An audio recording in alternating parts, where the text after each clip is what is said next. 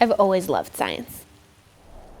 So when I was diagnosed with Hodgkin's disease when I was 15, I think I used science as one of my coping mechanisms. I really wanted to know what was going on with my body, and what is this cancer, and what does it do, and what is chemotherapy, and why do we use that? Why does my hair fall out? Why do I get nauseous? I really wanted to understand what was going on a biological level.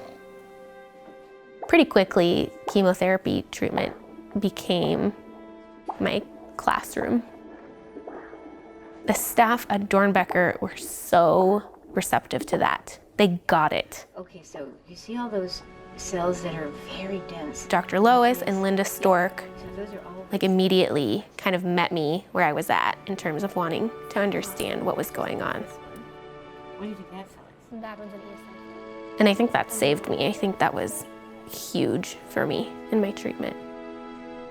Over the course of my treatment, I got this really intense sense of responsibility to become a doctor. I wanted to give back. It was like a flame that got ignited, and there was nothing that was going to stop that. The day that I received my acceptance letter to OHSU was one of the best days of my life. Thanks. Recognizing that you're actually going to be a doctor, that this thing that I actually dreamed about for years and years was coming true, is just an unbelievable feeling. My experience that I had as a patient and my family's experience going through serious illness, I believe will impact the kind of doctor that I'm going to be.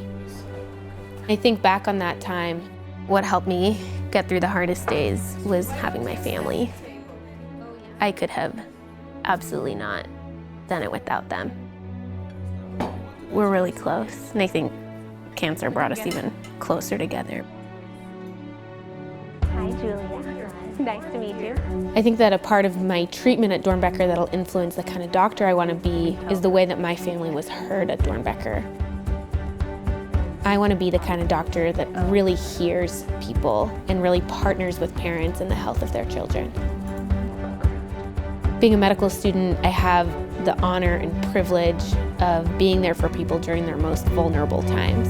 Yeah. The families that are the least listened to are the people that I want to look in the eyes and say, you matter, your health matters. My patients are my #1 priority. And that their physical, emotional, psychological well-being is what I get up to do every day.